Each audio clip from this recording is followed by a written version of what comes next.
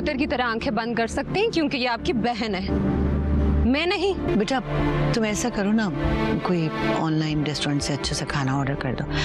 वाह मैम, क्या प्लानिंग किया आपने। लोकेशन पे इतना सीन क्रिएट हुआ है ना। मुझे नहीं पता था कि काम के नाम पर यहाँ ये सब चलता है। भाई वैसे भी पढ़ने लिखने वाली बच्चियों को घरदारी सलीका तरीका कहाँ आता है। कोई बात नहीं। बहुत मजा आया देख के।